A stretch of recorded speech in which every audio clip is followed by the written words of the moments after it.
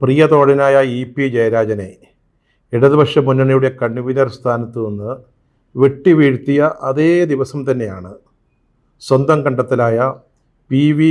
അൻവറിൻ്റെ കോടാലി പ്രയോഗമേറ്റ് രക്തം വാർന്നൊഴുകുന്ന രീതിയിൽ ആഭ്യന്തര മന്ത്രി കൂടിയായ മുഖ്യമന്ത്രി പിണറായി വിജയനെ നമ്മൾ കാണുന്നത്.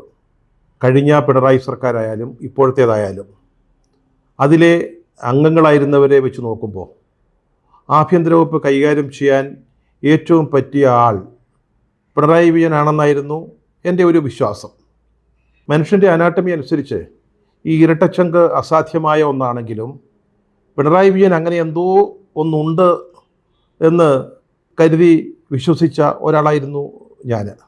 പക്ഷെ പിന്നീട് ആഭ്യന്തര വകുപ്പുമായി ബന്ധപ്പെട്ട കുറേ സംഭവങ്ങൾ മനസ്സിലായപ്പോൾ ആ വിശ്വാസം മെല്ലെ മെല്ലെ ഇടിഞ്ഞ് വരികയായിരുന്നു. ഇടയ്ക്ക് അദ്ദേഹം പാർട്ടി പോലും അകറ്റി നിർത്തിയ പി ശശിയെ തിരികെ കൊണ്ടുവന്ന് ആഭ്യന്തര വകുപ്പിൻ്റെ ഉന്നത സ്ഥാനത്ത് പ്രധാന ചുമതലക്കാരനായി ഇരുത്തി. ഇപ്പോൾ ഒരു DGPയെ വാഴിച്ചു. അദ്ദേഹം ഒരു മായാവിയാണ് കേട്ടോ. അദ്ദേഹത്തിനെ ജനങ്ങൾക്ക് കാണാൻ കിട്ടില്ല. അങ്ങനെ നമ്മുടെ ആഭ്യന്തര വകുപ്പ് ഉരുണ്ടും പുരണ്ടും തട്ടിയും മുട്ടിയുമൊക്കെ മുന്നോട്ട് പോവുകയായിരുന്നു. അപ്പോഴാണ് 2024 ആഗസ്റ്റ് 30 വെള്ളിയാഴ്ച അന്ന് നടന്ന ചില സംഭവ വികാസങ്ങൾ ഈ വകുപ്പിനെ കുറിച്ച് നമുക്ക് ബാക്കിയുണ്ടായിരുന്ന വിശ്വാസം പോലും അല്ലെങ്കിൽ പ്രതീക്ഷ തന്നെ നഷ്ടപ്പെടുത്തിയിരിക്കുകയാണ്.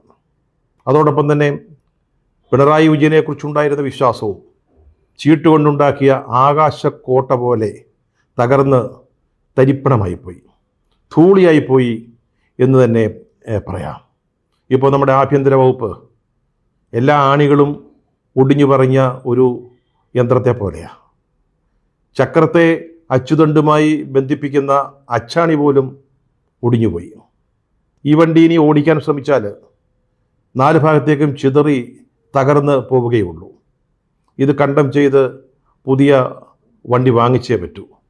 നമ്മൾ ഈ ഇടയ്ക്കിടയ്ക്ക് കിയ പോലെയുള്ള ആഡംബര കാറുകൾ വാങ്ങുന്നത് പോലെ. ഇ.പി.യെ വെട്ടിവീഴ്ത്തിയതും അതുപോലെ അൻവറിൻ്റെ കോടാലി പ്രയോഗവും ഇത് രണ്ടുമാണ് ഇന്നലെ വെള്ളിയാഴ്ച സംഭവിച്ചത്. പാർട്ടിയുടെ സംസ്ഥാന സെക്രട്ടേറിയറ്റ് ചേർന്ന് ജയരാജനെ മുന്നണിയുടെ കൺവീനർ സ്ഥാനത്ത് നിന്ന് വെട്ടിനിരത്തി. അതോടൊപ്പം പി.വി. അൻവർ, അത് നമ്മുടെ മുഖ്യമന്ത്രി പിണറായിയുടെ ഒരു കണ്ടെത്തലാണ്.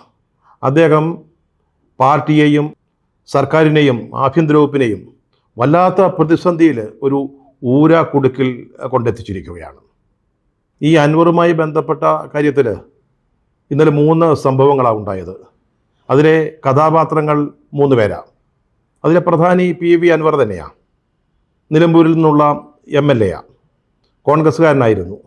കോൺഗ്രസ്സിൽ നിന്നാൽ ഗതി പിടിക്കില്ല എന്ന് മനസ്സിലാക്കിയപ്പോൾ അദ്ദേഹം സ്വതന്ത്രനായി മത്സരിച്ചു. പിന്നീട് CPM-കാർ അദ്ദേഹത്തെ കണ്ടുപിടിച്ച് നിലമ്പൂരിൽ നിന്നുള്ള MLA ആക്കി. അദ്ദേഹം ഒരു ശാസ്ത്രജ്ഞനും കൂടെയാണ്. കേരളത്തിലെ അല്ലെങ്കിൽ ഇന്ത്യയിലെ മഴമേഘങ്ങളാണ് ജപ്പാനിൽ മഴ പെയ്യ്ക്കുന്നത് എന്ന ശാസ്ത്ര സത്യം കണ്ടെത്തിയത് അൻവറായിരുന്നു. ഇതിൻ്റെ പേരിൽ അദ്ദേഹത്തിന് ഒരു നോബൽ സമ്മാനം കൊടുക്കാൻ സ്വീഡനിലെ റോയൽ അക്കാദമി ശ്രമിച്ചതാണ്. പക്ഷേ അന്ന് ഈ കോൺഗ്രസ്സുകാരും ലീഗുകാരന്മാരും കൂടെ ചേർന്ന് അത് ടോർപിഡോ ചെയ്ത് കളഞ്ഞു. ഇതോടൊപ്പം തന്നെ അദ്ദേഹത്തിനെതിരായിട്ട് ഭൂമി കയ്യേറ്റം, അനധികൃത നിർമ്മാണം മുതലായ കേസുകളും നിലവിലുണ്ട്. രണ്ടാമത്തേത് MR അജിത് കുമാർ. അദ്ദേഹം കേരള പോലീസിലെ 2ാമനാണ് എന്ന് പറയാം. ക്രമസമാധാനത്തിൻ്റെ ചുമതലയുള്ള അഡീഷണൽ DGP ആണ്. പിണറായി വിജയൻ്റെ ഏറ്റവും വിശ്വസ്തനാണ്. ഒപ്പം പി ശശിയുടെയും വിശ്വസ്തനാണ്. മൂന്നാമത്തേത് S സുജിത് ദാസ്.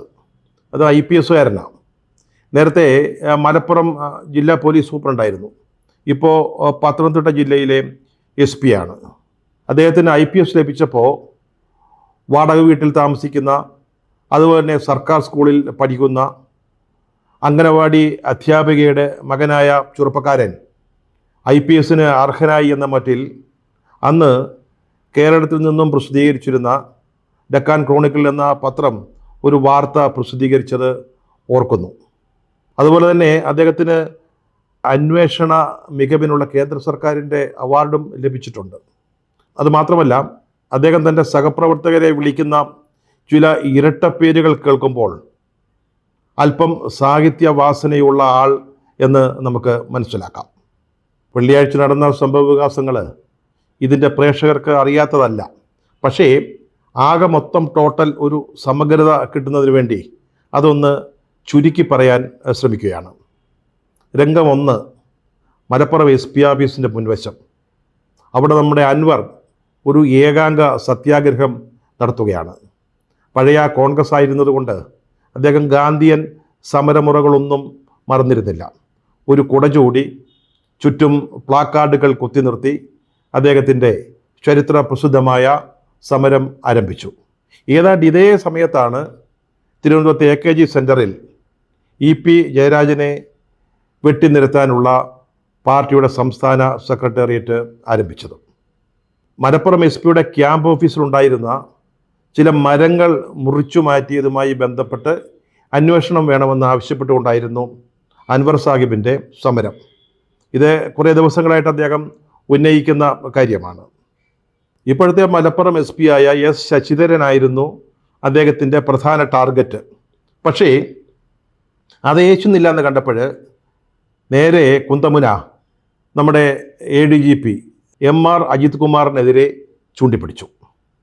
ചില ആരോപണങ്ങളും ഇതുമായി ബന്ധപ്പെട്ട് അദ്ദേഹം ഉന്നയിച്ചു.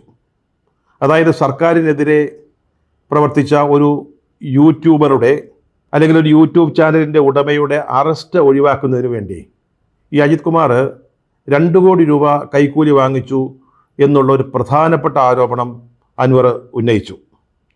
അതിൽ 1.5 കോടി രൂപ കിട്ടി, 1/2 കോടി രൂപ കടം പറഞ്ഞിരിക്കുകയാണ്. ഇങ്ങനെ സത്യാഗ്രഹം മൂത്ത് വന്നപ്പോൾ തിരുവനന്തപുരത്ത് വിവരം അറിഞ്ഞു. AKG സെൻറ്ററിൽ ഇവിടെ നിന്നൊരു ടെലിഫോൺ കോള് മലപ്പുറത്തെ പാർട്ടി ഓഫീസിലേക്ക് പോയി, ജില്ലാ കമ്മിറ്റി ഓഫീസിലേക്ക്. ജില്ലാ സെക്രട്ടറി ഉടനെ ആരെ വിളിച്ചു? അൻവറിനെ വിളിച്ചു. അൻവറിനോട് എന്താ പറഞ്ഞതെന്ന് നമുക്ക് അറിഞ്ഞുകൂടാ. അവർ തമ്മിൽ നടന്ന ഒരു സംഭാഷണമാണ്. എന്തായാലും കണ്ടമില്ലാതിരുന്നത് കൊണ്ട് അദ്ദേഹം മലപ്പുറത്തെ തിരക്ക് പിടിച്ച റോഡിലൂടെ അവിടുത്തെ DC ഓഫീസിലേക്ക് പോയി. പിന്നീട് അൻവറിനെ SP ഓഫീസിൻ്റെ പരിസരത്ത് ആരും കണ്ടെത്തിയിട്ടില്ല. രണ്ടാമത്തെ രംഗം ടെലിവിഷൻ ചാനലുകളാണ്. പഴയ മലപ്പുറം SP, ഇപ്പോഴത്തെ പത്തനംതിട്ട SP സുജിത് ദാസ് അൻവർ MLAയുമായി നടത്തുന്ന ഒരു ടെലിഫോൺ സംഭാഷണത്തിൻ്റെ പൂർണ്ണ രൂപം ചാനലുകൾ സംപ്രേഷണം ചെയ്യുക. അത് കേട്ടാൽ ആഭ്യന്തരമന്ത്രി, DGP എന്നിവരടക്കം ആഭ്യന്തര വകുപ്പിൻ്റെ തലപ്പത്തുള്ള ആളുകൾ മുതൽ പോലീസ് ഡിപ്പാർട്ട്മെൻറ്റിൽ നിന്ന് റിട്ടയർ ചെയ്തു പോയ സാധാ കോൺസ്റ്റബിൾ പോലും നാണം കൊണ്ട് തൊലിയുരിഞ്ഞു പോകുന്ന അവസ്ഥയായിരുന്നു. 4 ദിവസം കഴിഞ്ഞാലും നാണക്കേട് കൊണ്ട് തല പൊക്കാൻ പറ്റാത്ത ഒരു സ്ഥിതിവിശേഷം. തനിക്കെതിരായ ഈ തടിമോഷണ കേസ് പിൻവലിച്ച് തന്നെ രക്ഷിക്കണേ എന്ന് നമ്മുടെ SP സുജിത് ദാസ്, പഠിച്ച IPS കിട്ടിയ ഒരു ചെറുപ്പക്കാരൻ, അദ്ദേഹം ഈ MLAയോട് താണു വീണ് കരഞ്ഞ് കേണ് അപേക്ഷിക്കുകയാണ്. അപ്പോൾ ഈ സംഭാഷണം കേൾക്കുമ്പോൾ സുജിത് ദാസും ഒപ്പം തന്നെ അൻവറും പരസ്പരം കൊണ്ടും കൊടുത്തും കോംപ്ലിമെൻ്റ് ചെയ്തും പരസ്പരം പൂരിപ്പിച്ചും ഒരു ജുഗൽബന്ദി പോലെയാണ് ഈ സംഭാഷണം നടത്തുന്നതെന്ന് മനസ്സിലാക്കാം. പല പല കാര്യങ്ങൾ ഈ സംഭാഷണത്തിൽ വരുന്നുണ്ട്. വളരെ പ്രധാനപ്പെട്ട കാര്യങ്ങൾ, വളരെ നിർണായകമായ ചില വിവരങ്ങൾ. പൊളിറ്റിക്കൽ സെക്രട്ടറിയായ P ശശി പറഞ്ഞാൽ എന്തും ചെയ്യുന്ന ആളാണ് MR അജിത് കുമാർ എന്ന് ഇടയ്ക്ക് നമ്മുടെ സുജിത് ദാസ് അൻവർ MLAയോട് പറയുന്നുണ്ട്. അതുപോലെ തന്നെ മലപ്പുറം SP ആയ ശശിധരനെ ഉണക്ക പ്രൊമോട്ട് എന്നാണ് നമ്മുടെ പത്തനംതിട്ട SP വിശേഷിപ്പിക്കുന്നത്. അതിൽ നിന്ന് നമുക്ക് മനസ്സിലാവുന്ന ഒരു കാര്യം, ഈ ശശിധരൻ ഒരു കൺഫേർഡ് IPSകാരനായിരിക്കും എന്നാണ്. അതുപോലെ തന്നെ ഈ ശശിധരനെയും പാലക്കാട്ടെ SP വെറും അടിമക്കണ്ണുകൾ, അതായത് അജിത് കുമാറിൻ്റെ അടിമക്കണ്ണുകൾ എന്ന് വിശേഷിപ്പിക്കുന്നുമുണ്ട്. അവരെപ്പറ്റി പറയുന്നത്, ഈ അജിത് കുമാറിൻ്റെ നേതൃത്വത്തിൽ പല പല കാര്യങ്ങൾ ഈ 2 ജില്ലകളിൽ നടക്കുമ്പോൾ ഇവരെ ഈ മണ്ണും മണലും പിടിച്ചു നടക്കുന്ന വെറും പൊട്ടന്മാരാണെന്നാണ്. ഒടുവിൽ നമ്മുടെ സുയിദാസ് പറയുന്നു, ഇപ്പോഴത്തെ പോലെ ആരോഗ്യത്തോടെ ഇരുന്നാൽ ഒരു 25 വർഷം കൂടി സർവീസിലുണ്ടാവും, ഒരു DGP ആയിട്ട് റിട്ടയർ ചെയ്യാം. അങ്ങനെ വന്നാൽ ഈ 25 വർഷക്കാലം അങ്ങയോട്, അൻവറിനോട് വിധേയത്വമുള്ള വിനീതനായ ഒരു സേവകനായി ഇരുന്നു കൊള്ളാം എന്നാണ്. ഇത് കേൾക്കുമ്പോൾ പോലീസ് ഡിപ്പാർട്ട്മെൻറ്റിലാവണമെന്നില്ല, നമ്മളൊക്കെ ഇരുന്ന ഇരിപ്പിൽ ആവിയായി പോകും. മൂന്നാമത്തെ രംഗം റിപ്പോർട്ടർ TV-യിലെ ചർച്ചയാണ്. ആ ചർച്ചയിൽ അൻവർ പറയുന്നത് കോഴിക്കോട് വിമാനത്താവളം കേന്ദ്രമാക്കി നടക്കുന്ന സ്വർണ്ണക്കടത്തിൻ്റെ പിന്നിലെ പ്രധാന കണ്ണി MR അജിത് കുമാറാണെന്നാണ്. വളരെ ഗുരുതരമായ ഒരു ആരോപണമാണ്. സംസ്ഥാനത്തെ ഒരു MLA കൂടിയായ, ഭരണകക്ഷി MLA കൂടിയായ അൻവർ ഇവിടുത്തെ ക്രമസമാധാന ചുമതലയുള്ള അഡീഷണൽ DGP-ക്കെതിരെ ഉന്നയിച്ചത്. അതിനുശേഷം മറ്റ് ചാനലുകൾക്ക് ബൈറ്റ് കൊടുക്കുമ്പോൾ അൻവർ ഇത് വീണ്ടും ആവർത്തിക്കുന്നുണ്ട്. അദ്ദേഹം പറയുന്നത് സർക്കാരിനെ തകർക്കാൻ നടക്കുന്ന ഒരു ലോബിയിലെ പ്രധാന കണ്ണി, ഹെഡ്, അതിൻ്റെ തലവനാണ് അജിത് കുമാർ എന്നാണ്. അദ്ദേഹത്തെ അൻവർ വിളിക്കുന്നത് ആട്ടിൻ തോലണിഞ്ഞ ചെന്നായ എന്നാണ്. അദ്ദേഹം ഇവിടെയും ആവർത്തിക്കുന്നുണ്ട് സ്വർണ്ണക്കടത്തിലെ പ്രധാന കണ്ണി അജിത് കുമാറാണെന്ന്. അതുമാത്രമല്ല, കോടതിയുടെ മേൽനോട്ടത്തിൽ ക്രൈംബ്രാഞ്ച് ഈ കാര്യം അന്വേഷിക്കണമെന്നും അൻവർ MLA ആവശ്യപ്പെടുന്നുണ്ട്. സഖാവ് പിണറായി വിജയൻ, താങ്കൾ കണ്ടെടുത്ത MLA ആയ അൻവർ, അങ്ങയുടെ ഏറ്റവും വിശ്വസ്തനായ അജിത് കുമാർ, ഇവരൊക്കെ കഥാപാത്രങ്ങളായി വെള്ളിയാഴ്ച നടന്ന ഈ സംഭവ വികാസങ്ങൾ കാണുമ്പോൾ അങ്ങേക്ക് ഇനിയും ആഭ്യന്തരമന്ത്രിയുടെ കസേരയിൽ അമർന്നിരിക്കാൻ തോന്നുന്നുണ്ടോ? അതുപോലെ തന്നെ ക്രൈംബ്രാഞ്ചും വിജിലൻസും അന്വേഷിക്കേണ്ട ആരോപണങ്ങളല്ലേ ഇപ്പോൾ അൻവർ ഉയർത്തിയിരിക്കുന്നത്? സർക്കാർ വിരുദ്ധ ലോബിയെന്നോ അതിൻ്റെ തലവനെന്നോ പറയുന്നത് നമുക്ക് മനസ്സിലാക്കാം. പക്ഷേ മറ്റ് 2 പ്രധാനപ്പെട്ട ആരോപണങ്ങൾ സ്വർണ്ണക്കടത്തുമായി ബന്ധപ്പെട്ട്, അതിലെ ഒരു പ്രധാന കണ്ണിയാണ് DGP എന്ന് പറയുന്നത്. അതോടൊപ്പം തന്നെ ഒരു യൂട്യൂബിൻ്റെ ഉടമയിൽ നിന്ന് 2 കോടി രൂപ കൈക്കൂലി വാങ്ങി എന്ന് പറയുന്നത്, ഇതൊക്കെ ക്രൈംബ്രാഞ്ചും വിജിലൻസും അന്വേഷിക്കേണ്ടതല്ലേ? ഈ സ്വർണ്ണക്കടത്ത് ഇവിടെ അന്വേഷിച്ചാൽ മതിയോ? ഇവിടെ കൊണ്ടത് നിൽക്കുമോ? CBI ഇക്കാര്യത്തിൽ വരേണ്ടതല്ലേ? നാളെ ഈ പ്രശ്നം BJP ഉന്നയിക്കുമെന്ന് വിചാരിക്കുക. അവരത് കേന്ദ്രത്തിൽ ഉന്നയിച്ച് സമ്മർദ്ദം ചെലുത്തുകയാണെങ്കിൽ, കേന്ദ്രത്തിനാണെങ്കിൽ ഈ കോഴിക്കോട് വിമാനത്താവളം വഴിയുള്ള സ്വർണ്ണക്കടത്ത് വളരെ പ്രിയപ്പെട്ട ഒരു വിഷയവുമാണ്. അതിൻ്റെയൊക്കെ പിന്നാലെ CBI-യോ NIA-യോ ഇവിടെ അന്വേഷിക്കാൻ വരികയാണെങ്കിൽ എന്താവും സ്ഥിതി? അങ്ങ് അതിനെക്കുറിച്ച് ആലോചിച്ചിട്ടുണ്ടോ? എന്തായാലും ഇത് അന്വേഷിച്ചേ മതിയാവും. ഒരു MLA ഇവിടുത്തെ അഡീഷണൽ DGP-ക്കെതിരായിട്ട് ഉന്നയിച്ചിരിക്കുന്ന ആരോപണങ്ങളാണ്. അന്വേഷണം നടക്കട്ടെ. അൻവർ പറയുന്നതാണ് ശരിയെങ്കിൽ നമുക്ക് അദ്ദേഹത്തിന് കേരളശ്രീ, കേരളപ്രഭ, കേരള ജ്യോതി തുടങ്ങിയ ചില പുരസ്കാരങ്ങളുണ്ടല്ലോ, അതിലൊന്ന് കൊടുത്ത് നമുക്ക് അദ്ദേഹത്തെ ആദരിക്കാം. അല്ലെങ്കിൽ അദ്ദേഹത്തിൻ്റെ MLA കുപ്പായം ഊരി വാങ്ങി തിരികെ കോൺഗ്രസിലേക്ക് പറഞ്ഞു വിടണം. ശ്രീ പിണറായി വിജയൻ, താങ്കളെ കൊണ്ട് ഈ പണി പറ്റില്ല എന്ന് വീണ്ടും വീണ്ടും തെളിയിച്ചിരിക്കുകയാണ്.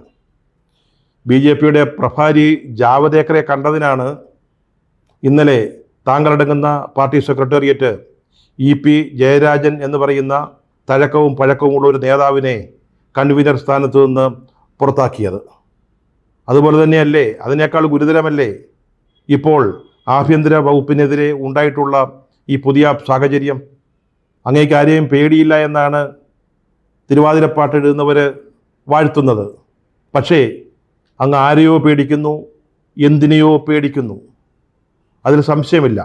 അതുകൊണ്ട് തന്നെയാണ് നമ്മുടെ ആഭ്യന്തര വകുപ്പ് ഇങ്ങനെയായി പോകുന്നത്. ഈ വകുപ്പിൻ്റെ ചുമതല നമ്മുടെ കടന്നപ്പള്ളി രാമചന്ദ്രനെ ഏൽപ്പിക്കുക. അല്പം സ്വാതന്ത്ര്യവും കൊടുക്കുക. അദ്ദേഹം ഇപ്പോഴത്തേതിനേക്കാൾ നന്നായി ഈ വകുപ്പ് കൈകാര്യം ചെയ്യും.